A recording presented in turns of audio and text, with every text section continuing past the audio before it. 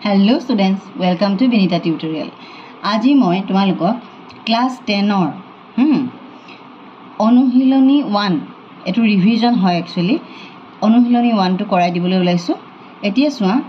তলৰ কোনটো অনুপাত একোটা সমানুপাত হ'ব দুটা অনুপাত দিয়া আছে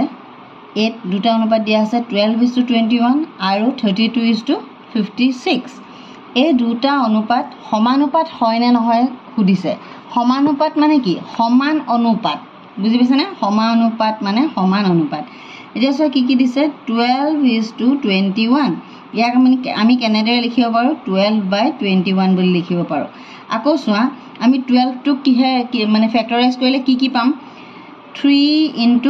4 আকৌ 21 ক যদি আমি ফ্যাক্টৰাইজ কৰো 3 * 7 এতিয়া সোৱা 3 ক্যান্সেল গল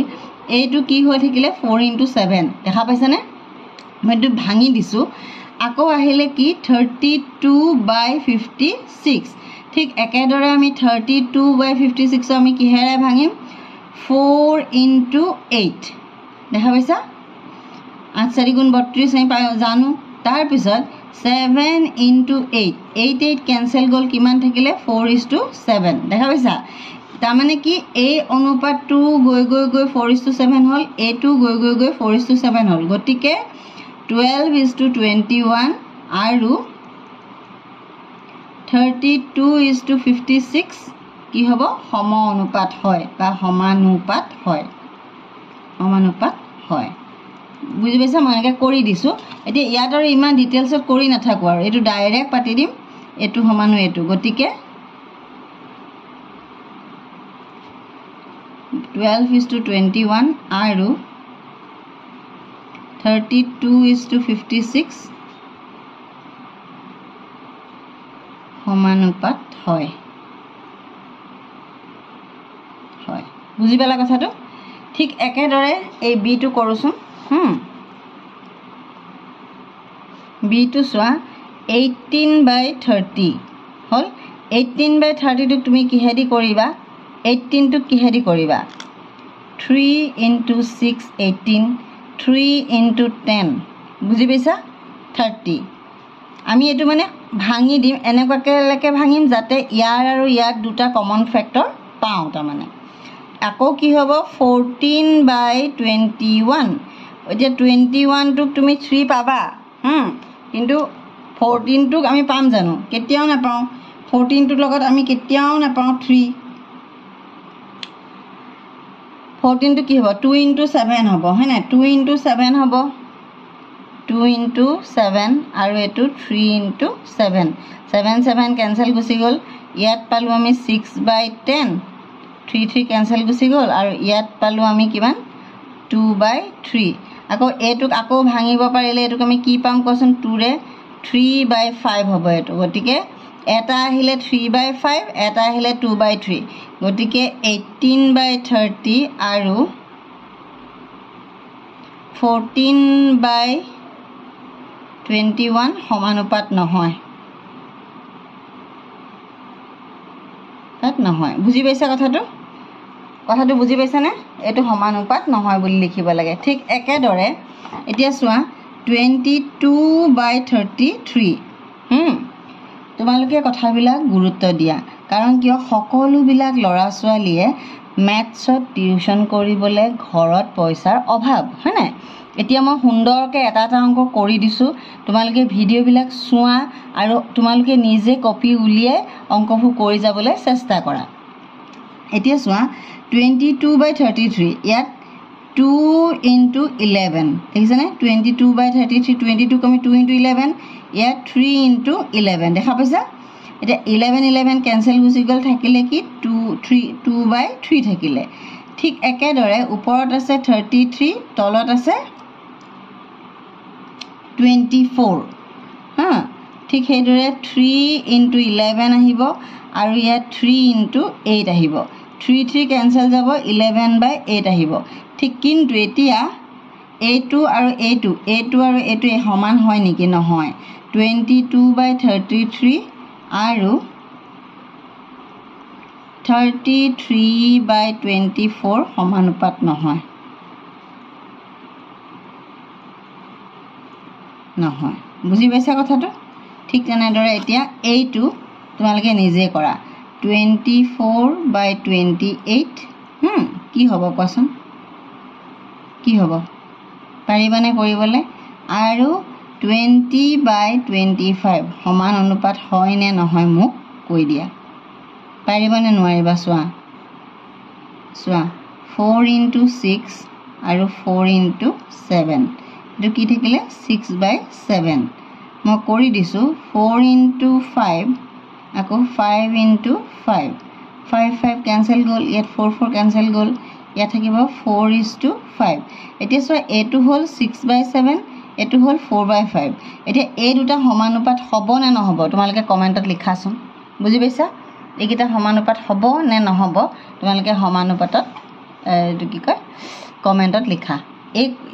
এইটো 24/28টো পালোঁ আমি 6/7 ঠিক একেদৰে 20/25টো পালোঁ আমি 4/5 গতিকে এইটো আৰু এইটো সমান নহয় গতিকে এইটো আৰু এইটো সমান অনুপাত হ'বনে কমেণ্টত লিখা এতিয়া চোৱা তোমালোকে নেক্সট কুৱেশ্যনটো কি আছিলে এতিয়া চোৱা কুৱেশ্যন নম্বৰ 2টো কি আছে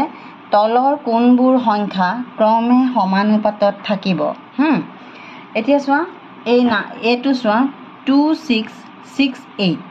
এতিয়া আমি প্ৰথম ফ্ৰেকশ্যনটো ল'লোঁ 2:6 ল'লোঁ এইটো কাটাকাটি কৰিলে কিমান থাকিব 1/3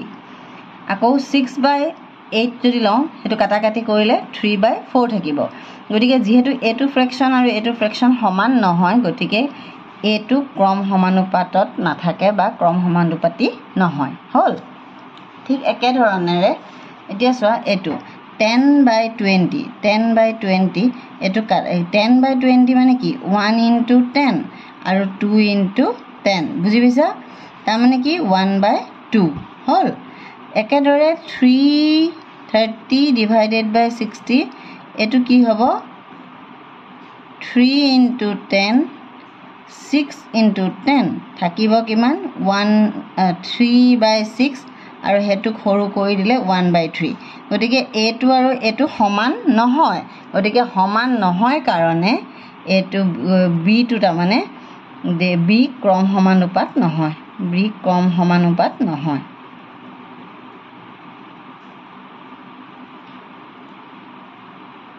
নহয় দেখা পাইছা বুজি পাইছা কথাটো এতিয়া চোৱা ঠিক তেনেকৈ আৰু এটা অংক আছে অংক মই তোমালোকক দিওঁ মন কৰিবা দেই ভালকৈ কথাটো মন কৰিবা চিটো চোৱা কি আছে পি কিউ হ'ল ঠিক সেইদৰে p² কিউ আৰু কিউ স্কুৱেৰ এতিয়া চোৱা এইটো ক্ৰম সমানুপাতি হয় নে নহয় চাব লাগে আমি প্ৰথমতে কি আছে p/pq এতিয়া চোৱা এইটো p কেঞ্চেল যাব 1/q থাকিব ঠিক সেইদৰে p²/q / q² এতিয়া p²/q এই কিউটোৱে ইয়াৰ এটা কিউক যাব থাকিব কি p²/q তাৰমানে এইটোৰ লগত এইটো আমাৰ সমানুপাত নহয় বুজি পাইছা ক্ৰম সমানুপাত নহয় দুইটা একে নহয় তাৰমানে গতিকে ইহঁতি ক্ৰম সমানুপাত নহয় আকৌ এটা হেৰি চোৱা এইটো তোমালোকে নিজে কৰা এই ডিটো তোমালোকে নিজে কৰা 620 430 এইটো ক্ৰম সমানুপাত হয় নে নহয় কমেণ্টত লিখিবা তোমালোকৰ আগতে 1D2 মই দিছোঁ কমেণ্টত লিখিবলৈ আৰু 2D2 এইটো তোমালোকে কমেণ্টত লিখা এতিয়া চোৱা কুৱেশ্যন নম্বৰ 3টো হৈছে খালী ঠাই পুৰোৱা হ'ল ইয়াত দিয়া আছে কি বৃত্তৰ কালি আমি জানো যে বৃত্তৰ কালি a = πr² হ'ল ইয়াত পাইৰ ভেলুটো কিমান জানানে তোমালোকে পাই = মেইন ইয়াত পাই যিকোনো জেগাত পাই ভেলুটো 22/7 22/7 মানে 3.14 এইভাগে ধৰে পাই ভেলুটো এইটো দেই 22/7 3.14 বুলি জেনেৰেলি ধৰে কেনেকৈ ধৰে চোৱা তুমি যদি এই 22টোক যদি 7ৰে তুমি ডিভাইড কৰা 7 × 3 = 21 হ'ল ইয়াত থাকিলে ইয়াতে পইণ্ট এটা গ'ল 0 আহিলে 7 1 7 × 7 ইয়াত 3 থাকিলে 7 4 × 28 এফালে 28 এফালে 2 থাকিলে 0 দিয়ে থাকিলে 7 2 গুণ 14 7 2 গুণ 14 60 তেনেকৈ বাঢ়ি বাঢ়ি গৈ থাকিব মেইনলি এইটো পাই ভেলুটো 3.14 বুলিয়ে ধৰে আৰু হা যিকোনো কথাতে পাই ভেলুটো হৈছে কি 3.14 বা 22/7 এইটো কথা মনত ৰাখিবা বৃত্তৰ কালি a = পাই r স্কয়াৰ r টো কি হয় হে সাৰ্কেলটোৰ ৰেডিয়াস আৰু a হৈছে সাৰ্কেলটোৰ কি হ'ব এৰিয়া বা কালি এতিয়া চোৱা এই বস্তুটো পাইটো এটা কনস্ট্যান্ট গতিকে a বাঢ়িব তেন্তে r ও বাঢ়িব বুজি পাইছানে যদি a বাঢ়ে তেতিয়াহলে a r টো বাঢ়ি যাব r বঢ়াৰ লগে লগে a বাঢ়ি যাব আকৌ যদি a কমি যায় তেতিয়া r ও কমি যাব তাৰমানে কথাটো কি হৈছে গম পাইছানে সৰু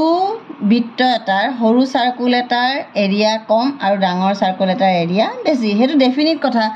সৰু এই সাৰ্কুলটো সৰু আৰু এই সাৰ্কুলটো ডাঙৰ এইটোৰ এৰিয়া বেছি হ'ব নে এইটোৰ এৰিয়া বেছি হ'ব ডাঙৰটোৰ এৰিয়া বেছি হ'ব হয়নে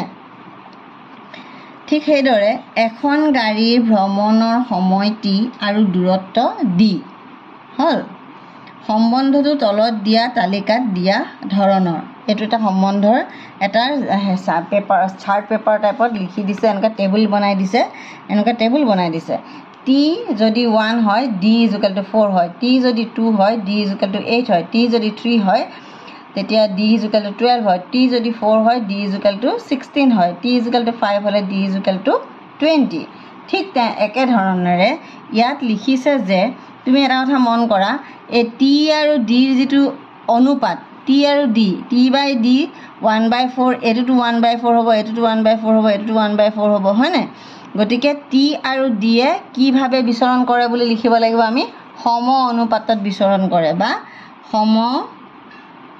সমানুপাত ভাৱে বিচৰণ কৰে t আৰু d এ কিভাৱে বিচৰণ কৰে t আৰু d এ সমানুপাত ভাৱে বা প্ৰত্যক্ষভাৱে t বাহিলে b সমানুপাত হিচাপে বিচৰণ কৰে এতিয়া চোৱা t যেতিয়া 1 থাকে d হৈ যায় 4 t যেতিয়া 2 থাকে d হৈ যায় 8 তাৰ মানে 4 এ দি ইনটু কৰিব লাগে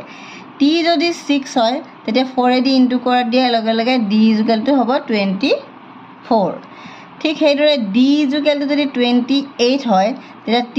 = কিমান হ'ব জানানে 7 বুজি পাইছা কাৰণ 4 এ ইনটু কৰি দিব লাগিব বুজি পাইছা নে ঠিক সেইদৰে d = যদি 36 হয় তেতিয়া ইয়াৰ পৰা 4 এটা হেৰি কৰি দিলে কি হ'ব ইয়াতে 9 হৈ যাব বুজি পাইছা কাৰণ t যিমান হয় তাৰ 4 গুণ কৰি দিলেহে d টো পাওঁ বুজি পাইছা নে t টো যিমান হয় তাৰ 4 গুণত আছে d টো হেকাৰণে d টো যিমান হয় তাক 4 এ ডিভাইড কৰিলে আমি t টো পাম বুজি পাইছা এতিয়া চোৱা এটো question number 4 যদি p is proportional to q মানে p is directly proportional to q তাৰ মানে যদি q বাঢ়ে তেতিয়া p বাঢ়ি যাব বুজি পাইছা আৰু p = যদি 6 হয় q = কিমান বুলি দিছে 30 বুলি দিছে এতিয়া p = 2 হলে q ৰ মান কিমান হৈছে আমাক দিয়া আছে যে p is proportional to q চোৱা p is proportional to q মানে p is directly proportional to q এটোৰ পৰা আমি কি ধৰি লব পাৰো জানেনে p = kq মানে k এটা কনস্ট্যান্ট হল সেই কনস্ট্যান্টৰ কাৰণে এই ইকুৱেল চিনটো আহিব আমাক আকৌ কি দিয়া আছে p ৰ ভ্যালুটো দিয়া আছে 6 আৰু k ৰ ভ্যালুটো আমি উলিয়াব লাগিব q ৰ ভ্যালুটো দিয়া আছে 30 তাৰ মানে এতিয়া আমাক 6/30 হৈ গলে k ৰ ভ্যালুটো আমি কিমান পালো 1/5 = k তাৰ মানে k ৰ ভ্যালুটো হৈছে 1/5 এতিয়া চোৱা ইয়াতে দিয়া আছে আকৌ কি p = 2 তে q ৰ ভ্যালুটো q ৰ মানটো আমাক কিমান হৈছে এতিয়া চোৱা যেহেতু আমি জানো যে p = 1/5 q হয়নে p কিমান দিয়া আছে 2 আৰু 1/5 q হল যেহেতু এতিয়া q ভ্যালুটো লাগে আমাক q ভ্যালুটো এফালে ক্ৰস কানেকশন কৰি দিলে cross multiplication q = 10 a2 c2 বুজি পাইছা গতিকে এনেকৈ উলিয়াব লাগিব আশা কৰো তো বুজি পাইছা তোমালোকে p is proportional to q দিয়া আছে আৰু p = 6 হলে q = 30 হল এতিয়া p = 2 হ'লে q ৰ মান সুধিছে আমি যেহেতু এটো equation p is directly proportional to q তেতিয়া আমি কি কৰিছো p = kq ইয়াতে k এটা কনস্ট্যান্ট হল যেহেতু এনেকুৱা থাকিলে directly proportional বা inversely proportional থাকিলে যদি proportional থাকে সেই proportionalটোক আমি ইকুৱেল কৰিব পাৰিম তেতিয়া হে এটা কনস্ট্যান্ট লৈ পেলাই আৰু কনস্ট্যান্টৰ ভ্যালু আমি উলাই দিছো আৰু এই কনস্ট্যান্টৰ ভ্যালু পুট কৰি আমি q ৰ ভ্যালুটো উলিয়াইছো বুজি পাইছা এতিয়া চোৱা কোৱেশ্চন নম্বৰ 5 তলৰ তালিকাখনত খালী ঠাই পূৰ কৰা এখন তালিকা দিছে x ৰ ভ্যালুখিনি ইয়াত লিখিছে y ৰ ভ্যালুখিনি ইয়াত লিখিছে এতিয়া চোৱা x যেতিয়া 1 হয় y 32 আৰু x যেতিয়া 2 হয় y 16 বুলি কৈছে এতিয়া এই কাৰণে এটো ইয়াত কি হ'ব সুধিছে ইয়াত দিয়া আছে x ৰ ভ্যালু যেতিয়া 4 হয় y ৰ ভ্যালু 8 আৰু x ৰ যেতিয়া 8 হয় ইয়াত কি হ'ব সুধিছে এটা কথা মন কৰা ইয়াত ইয়াতে কি আছে চোৱা 1/32 মন কৰিবা দেই 1/32 আৰু এফালে কি আছে 2/16 আছে তাহাঁতি কি কৰিছে জানে ক্ৰস মাল্টিপ্লিকেশন কৰি কি পাইছে চোৱা ইয়াতে 2 বা এটো পাই গৈছে ওপৰত 16 থাকিলে তলত 64 থাকিলে দেখিছানে 2 2 দুগুণ 4 3 দুগুণ 6 64 তলত থাকিলে দেখিলা এই প্ৰথমৰ দুটা ফ্ৰেকশন লৈ পেলাই তাহাঁতি এইটো কৰিলে এইটো ফ্ৰেকশন বনালে এতিয়া তুমি চোৱা ঠিক তেনেকে পিছৰ ফ্ৰেকশন গিটা চোৱা তুমি 4/8 আৰু 8 এটো কি হ'ব আমি নাজানো আমি কেনেকে গম পাম এটো কি হ'ব চোৱা 8 আমি আকৌ এটো ক্ৰস মাল্টিপ্লিকেশন কৰি দিম তলত কি হৈ যাব 8 8 গুণ 64 64 তেতিয়া হলে ইয়াত কি হ'ব 4 4 গুণ কি হ'ব ইয়াতে কি আছে 16 আছে ইয়াতে 16 হ'বলৈ হলে ইয়াত 4 হ'ব লাগিব দেখা পাইছা এইটো তেতিয়া কি হৈ যাব 4 হৈ যাব বুজি পাইছা কথাটো এতিয়া চোৱা আশা কৰো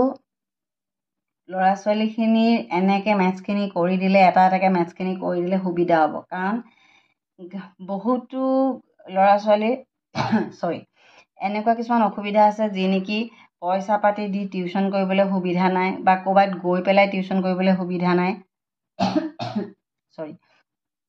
মই এনেকে এটা এটাকে কোৱেশ্চন আজি পৰা কৰি যাম বুলি তোমালোকলে ভাবিছো তোমালোকে ভাল পাবা আজি প্ৰথম যেহেতু এটো ভিডিও মই বোৰ্ডত বুজোৱা নাই অকনমান কিবা অসুবিধা পালে কোন ক্ষেত্ৰত অসুবিধা পাইছা বা মই আপ টু দা মাৰ্ক বুজাব পাৰিছো নে নাই কমেন্টত লিখিবা যদি ভাল লাগিছে ভিডিওটো লাইক কৰিবা শেয়াৰ কৰিবা তোমালোকৰ ফ্ৰেণ্ডৰ মাজত যি সকল লোকে চাইছে যদি তেখেতসকলৰ ঘৰত ক্লাস 10 ৰ কোনো বাচ্চা নাই তেখেতসকলে চিনাকি কোনোবা যদি ক্লাস 10 ৰ বাচ্চা আছে আপোনালোকে শেয়াৰ কৰক আৰু পুনৰবাৰ সকলোকে কৈছো যদি নতুনকে চেনেলটো চাইছে সাবস্ক্ৰাইব কৰিবলৈ নাপাহৰিব আজিলৈ আহো লগ পাম নেক্সট এটা ভিডিওত